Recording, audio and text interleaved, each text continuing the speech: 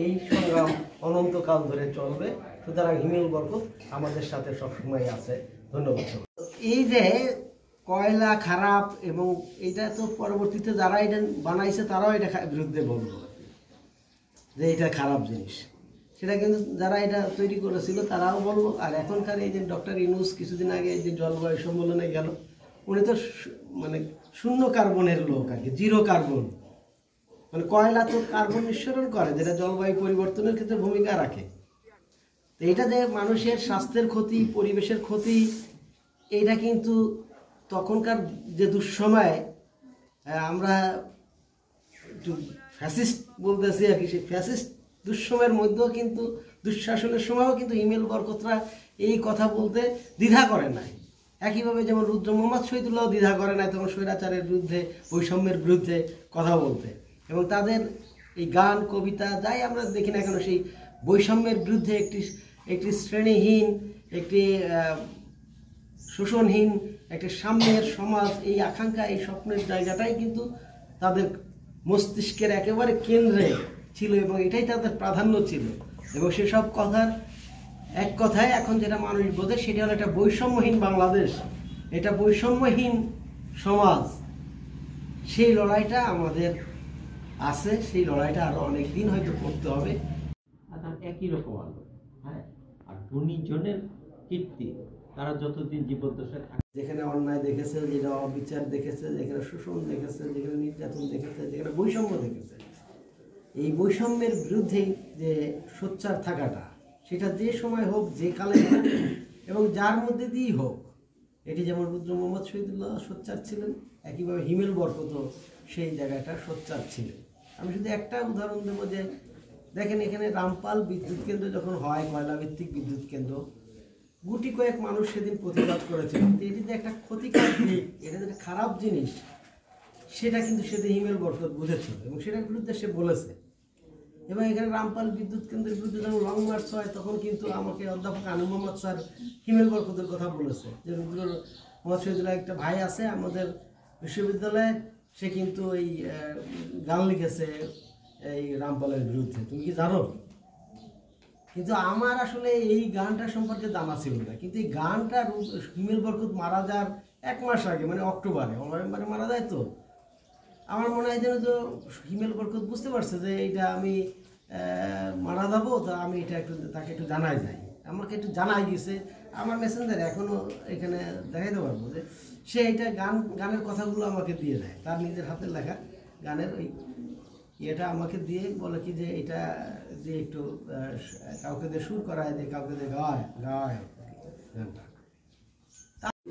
যে চলতি হাওয়া, দূষিত হাওয়া, সেই দূষিত হাওয়ায় তারা যখন গা ভাসিয়ে দেয়নি, আমাদেরকে সেই কথাটা আসলে গুণীজনরা পৃথিবীতে আসেন যেরকম সূর্যের আলো, যেমন একটা ঐক্যের জায়গাটা, আদর্শের জায়গাটা, সেটা হলো যে এই চলতি হাওয়ায় গা। আন্তর্বাজার শিল্পী গোষ্ঠীর অন্যতম শিল্পী রুদ্রশ্রী শুরু করেছিল, সেটি আরো আমরা সমৃদ্ধ হতাম যদি সে আরো কিছুদিন বেঁচে থাকতেন। তারপর ও যা করেছেন সেটি আমাদের জন্য অনেক বেশি, সেটি আমরা আমাদেরকে আরো মনোযোগ দিয়ে সেটা ওর হিমেল বরকতের চিন্তা, চেতনা, আদর্শকে আরো বুঝতে হবে, আরো জানতে হবে। আজকে সকালবেলায় মামুন ভাই আমাকে দরজা নক করছে, যেখানে ছিলাম, যে আমরা যাব এই হিমেল বরকত। উনি যেই লেখা লিখেছেন, ওনার যে চিন্তা চেতনা, সব কিন্তু আমাদের সমসাময়িক জীবনকে আরেকটু কিভাবে সমৃদ্ধ করা যায়, সমসাময়িক জীবনের ঘাটতিগুলো কি কি, এবং এই যে আমার পুরো বক্তা ভাই সাইফুল্লাহ ভাইয়ের সাথে খুবই আমরা আন্তরিক, সেই সুবাদে এই ফ্যামিলি সম্পর্কে অনেক জানা। তারপরে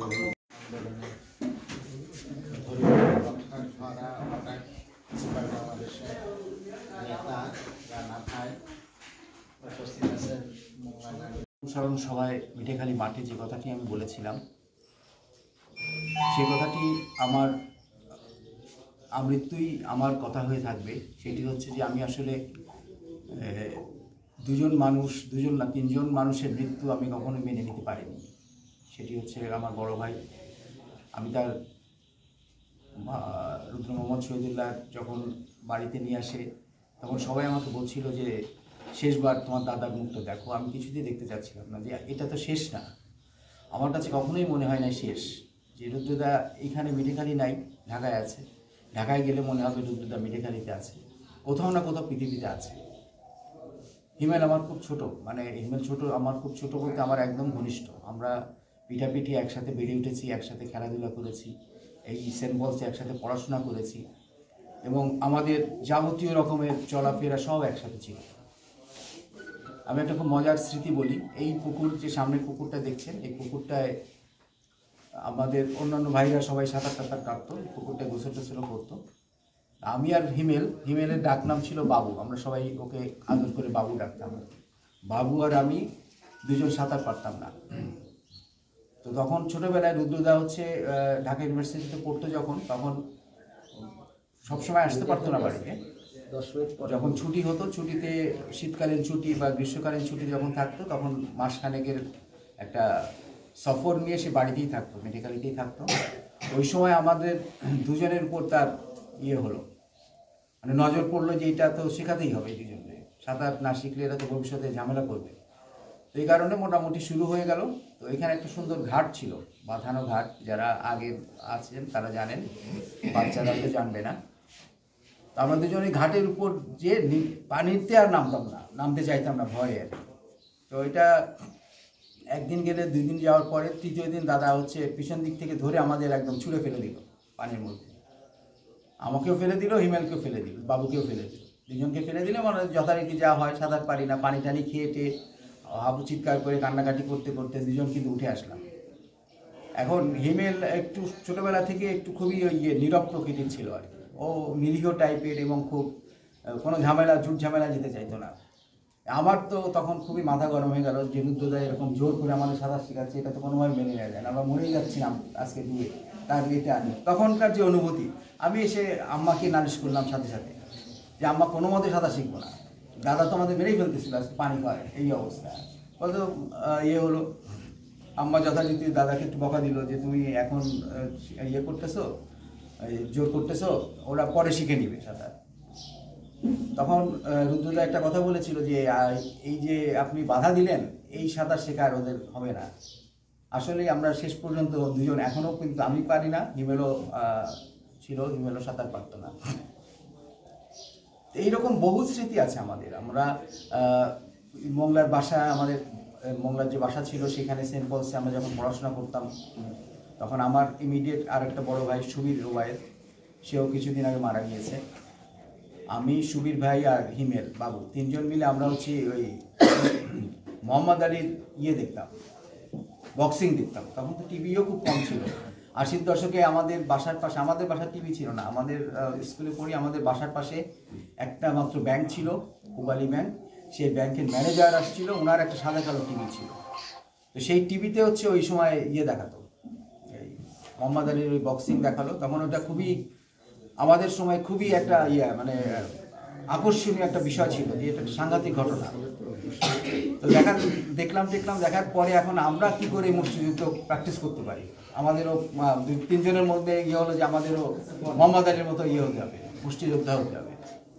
তো আমাদের তো উপায় নেই, পরে আমরা হচ্ছে ওই লুঙ্গি আর গামছা হাতে বেঁধে মোটামুটি ওইটা হচ্ছে আমাদের হলো আর কি। এই নিয়ে আমরা 3 জন সমানে বাসার ভিতরে প্র্যাকটিস করতাম মুষ্টিযুদ্ধের, মুক্তি যে সমস্ত ঘুষাঘুষির যে সমস্ত আছে। তো হিমেল ছোটোবেলা থেকে একটু বলছিলাম খুবই নিরীহ টাইপের, এবং ও খুব অল্পতেই হয়ে যেত আর কি, দুর্বল হয়ে পড়তো। এইরকম অনেক ঘটনা আসলে, এই যেটা আমি বলতে চাচ্ছিলাম, যে শুরু করেছিলাম, যে এই স্মৃতিচারণ বা এই ঘটনাগুলো মানে আজকে আমাকে বলতে হবে বা আমি বলবো, এটা আমি ব্যক্তিগতভাবে কখনো প্রত্যাশা করিনি, কখনো আশা করিনি। কিন্তু সৃষ্টিকর্তার যে বিধানের কথা আমরা বলি, সেই বিধানের পরেও আমার মনে হয় হিমেল ঢাকায় আছে। যে কোনো মুহূর্তে আমাকে ছোটো ভাই বলবে, যে কোনো মুহূর্তে আমাকে বলবে ছোটো ভাই তুমি কেমন আছো, অনেকদিন দেখা হয় না। আমিও সেই প্রত্যাশা করি, হিমেলের কণ্ঠস্বর শোনার অপেক্ষায় থাকি। কোনো সময় আবার সে ফোন দিবে আমাকে, বলবে